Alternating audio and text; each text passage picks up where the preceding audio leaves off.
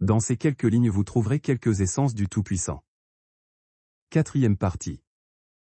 La souveraineté du Tout-Puissant désigne son règne absolu sur toute chose, une domination que rien ni personne ne peut renverser.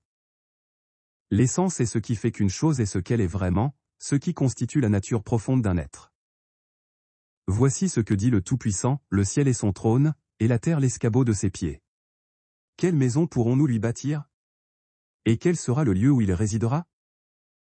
Sa main a tout fait, et tout est au Tout-Puissant.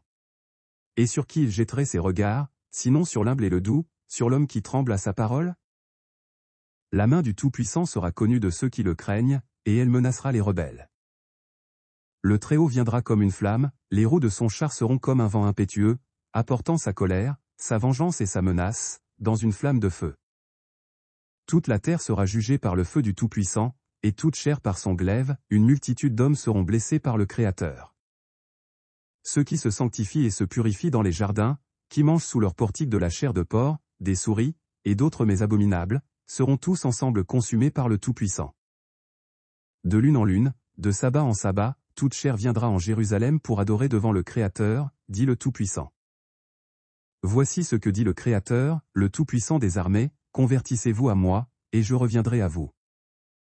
Accueillez donc mes paroles et mes ordonnances, et tout ce que par mon esprit j'ai intimé à mes serviteurs les prophètes, qui ont repris vos pères, ou ceux-ci ont répondu, et ont dit, le Tout-Puissant nous a traités selon ce qu'il avait résolu, et ainsi a-t-il fait, à cause de nos voies et de nos œuvres.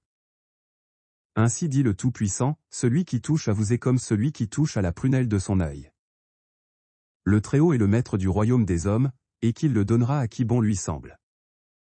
Le Tout-Puissant agit comme il lui plaît avec l'armée des cieux et avec les habitants de la terre, et il n'y a personne qui résiste à sa main et lui dise, « Que fais-tu » Notre Créateur est au ciel, il fait tout ce qu'il veut.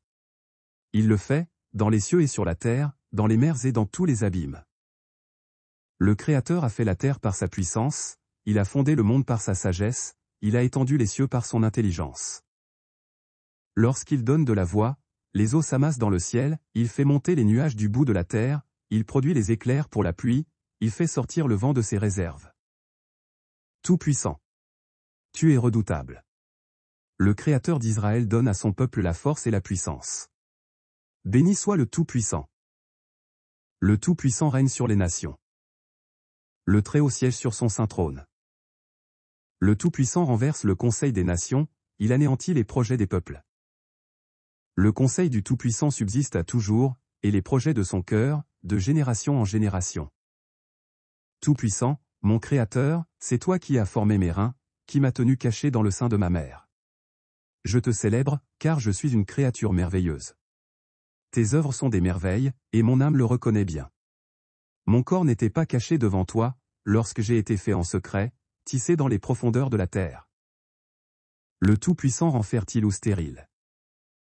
Nous ne contrôlons pas la vie. Il ne nous appartient pas non plus de décider du moment de notre mort, comme on le prétend aujourd'hui avec l'euthanasie. Puisque nous appartenons au Tout-Puissant, le moment de notre mort est la prérogative divine. La mort survient au moment le plus inattendu. On essaie de la repousser le plus possible, mais même nos inquiétudes ne peuvent ajouter une coudée à notre vie. Le cœur du roi est un courant d'eau dans la main du Tout-Puissant, le Créateur l'incline partout où il veut. Faire des choses justes et dire la vérité est plus agréable au Tout-Puissant que le sang des victimes. Le Tout-Puissant trouve-t-il du plaisir dans les holocaustes et les sacrifices, comme dans l'obéissance à la voix du Créateur? Voici, l'obéissance vaut mieux que les sacrifices, et l'observation de sa parole vaut mieux que la graisse des béliers. La pratique de la justice et de l'équité, voilà ce que le Tout-Puissant préfère au sacrifice. Le cœur de l'homme médite sa voie, mais c'est le Tout-Puissant qui affermit ses pas.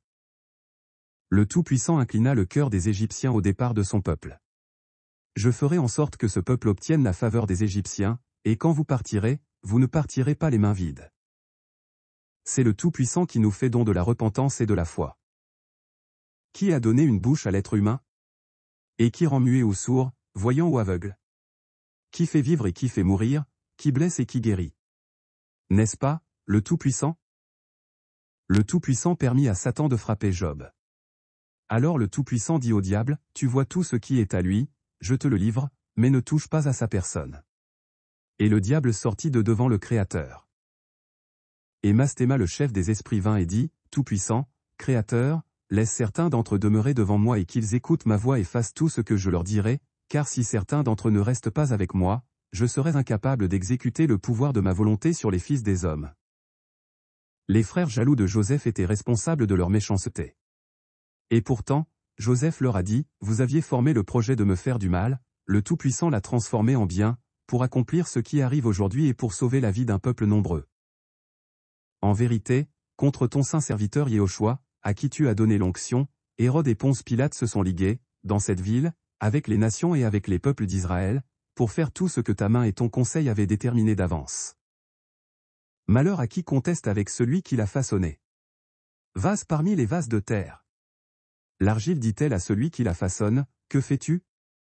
Et, ton œuvre ne vaut rien. Le Tout-Puissant accomplit par sa puissance tout ce qu'il a librement décrété selon son bon plaisir. Le Tout-Puissant est le maître de tout ce qu'il a fait. Il règne aussi bien sur la nature que sur la température. C'est lui qui envoie la pluie et la sécheresse, les récoltes et la disette, les ouragans et le beau temps. Le Très-Haut est le maître sur tous les animaux. Il ordonna au corbeau de nourrir son serviteur Élie pendant la sécheresse et la famine. Le Tout-Puissant, le Créateur exerce un contrôle absolu sur les bactéries, les virus, les parasites et les milliards d'organismes microscopiques qui passent inaperçus à nos yeux et qui permettent la santé et la vie ou qui menacent de nous détruire. Rien ne se fait sans l'autorisation, sans l'accord du Tout-Puissant. Pilate dit à Yehoshua, est-ce à moi que tu ne parles pas? Ne sais-tu pas que j'ai le pouvoir de te crucifier, et que j'ai le pouvoir de te relâcher? Yehoshua répondit, tu n'aurais sur moi aucun pouvoir, s'il ne t'avait été donné d'en haut. C'est pourquoi celui qui me livre à toi commet un plus grand péché. Le Tout-Puissant dit à Esdras, quand tu auras fini, il est des choses que tu révéleras, d'autres que tu cacheras et tu donneras aux sages, demain matin, tu commenceras à écrire. Le Très-Haut donna la science à ces 5 hommes et ils écrivirent tous ces signes qu'ils ne connaissaient pas, chacun dans son ordre. Ils restèrent là 40 jours, écrivant pendant la journée. Le soir, ils prenaient de la nourriture, pendant la journée je parlais, mais pendant la nuit je ne me taisais pas. Pendant ces 40 jours, 94 livres furent écrits. Or, lorsque les 40 jours furent accomplis, le Très-Haut parla à Esdras, disant, ce que tu as écrit en premier, les 24 premiers livres, rends-le public et que tous, dignes et indignes, les lisent. Quant aux 70 derniers livres, tu les conserveras pour les transmettre aux sages de ton peuple. Le Tout-Puissant a épargné pour lui un grain de la vigne et une tige de la forêt épaisse. Une multitude d'êtres créés inutilement périssent et puissent être conservés sa graine, une tige qui s'est fortifiée avec beaucoup de peine. Tout-Puissant, tu as pitié de nous qui n'avons pas de bonnes actions, tu seras appelé pour toujours, le miséricordieux. En vérité, le Tout-Puissant ne désire pas pour ceux qui ont péché la mort, ni le jugement, ni la destruction. Mais il se réjouit à cause des justes, car ce sont ceux qui vivront et qui trouveront leur récompense. Ceux que le Tout-Puissant a connus d'avance, le Créateur les a aussi prédestinés à être semblables à l'image de son Fils, afin que son Fils fût le premier-né entre plusieurs frères. Tu crois qu'il y a un seul Tout-Puissant, tu fais bien, les démons le croient aussi, et ils tremblent. Lorsque le jour de la mort d'Abraham approcha, le Créateur Tout-Puissant dit à Michaël, la mort n'osera pas s'approcher pour emporter l'âme de mon serviteur, parce qu'il est mon ami. Et le Créateur dit, appelle la mort ici. Et l'ange Michaël alla vers la mort, et dit, viens, car le roi immortel t'appelle. Quand la mort entendit cela, elle trembla et grinça des dents, puis elle alla vers le puissant ange, et se tint devant lui avec beaucoup de crainte et de tremblement. Le Tout-Puissant a dit qu'il ne jugerait pas les hommes, mais qu'il se jugerait entre eux. Et c'est à lui, Abel, qu'il a donné le pouvoir de juger les hommes, jusqu'au jugement dernier. Ensuite, le Fils du Tout-Puissant jugera parfaitement, définitivement et pour toujours, et aucun autre ne pourra juger. Parce que les hommes descendent d'Adam, ils doivent d'abord être jugés par un fils d'Adam, mais à la seconde résurrection, ils seront tous jugés par les 12 patriarches, et à la troisième résurrection, c'est notre Tout-Puissant et Créateur qui les jugera. Car à la troisième résurrection, lors de ce terrible jugement, tout sera définitivement consommé. Le jugement sera accompli par 3 témoins. Abraham dit à Isaac, le Tout-Puissant fournira pour lui-même un mouton pour un sacrifice au feu. Le Tout-Puissant avait 4 endroits sur la terre, le jardin d'Éden et le mont de l'Est et le mont Sinaï, et le mont Zaïon, qui sera consacré dans la nouvelle création pour une sanctification sur la terre par laquelle la terre sera absoute de toute sa faute et de son impureté à travers les générations du monde. Le Tout-Puissant d'éternité viendra sur terre, marcher sur le mont Sinaï. Il apparaîtra au milieu de son camp. Il apparaîtra dans toute sa puissance depuis les plus hauts cieux. Il viendra avec ses saintes myriades juger l'univers, fera périr tout impie, confondra toute chair, pour tous les actes d'impiété qu'ils ont commis et pour les outrages qu'ont proférés contre lui les pécheurs impies. Mais les élus auront la lumière, la grâce et la paix.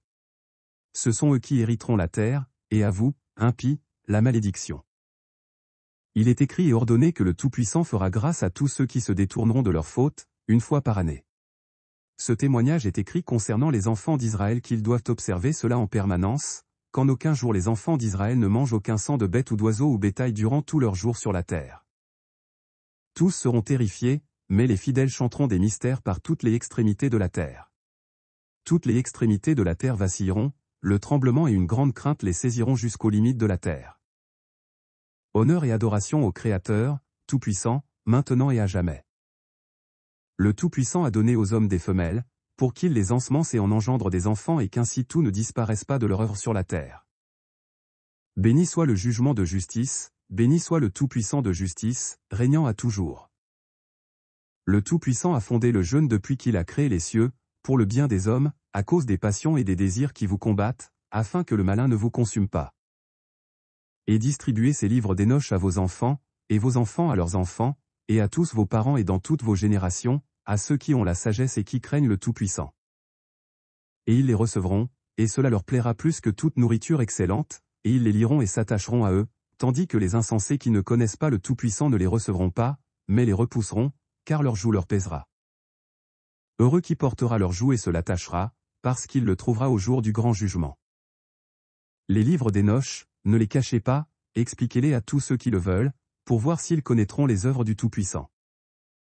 Quand s'achèvera toute la création que le Tout-Puissant a faite, et que tout homme ira au grand jugement du Tout-Puissant, alors les temps périront, et il n'y aura plus d'années, ni mois ni jours et heures ne seront plus comptés, mais il restera un seul siècle. Et tous les justes qui échapperont au grand jugement du Tout-Puissant s'uniront au grand siècle, et le siècle en même temps s'unira aux justes, et ils seront éternels. Et il n'y aura plus en eux fatigue ni souffrance ni affliction ni menace de violence ni contrainte, ni nuit ni ténèbres, mais ils auront une grande lumière pour toujours et une muraille indestructible, et ils auront un grand paradis, abri d'un séjour éternel. Heureux les justes qui échapperont au grand jugement du Tout-Puissant, parce que leurs visages resplendiront comme le soleil. Nous tous, peuple du Créateur, battons des mains. Acclamons le Tout-Puissant par des cris de joie. Car le Créateur, le Très-Haut, est redoutable, il est un grand roi sur toute la terre. Qu'il en soit ainsi.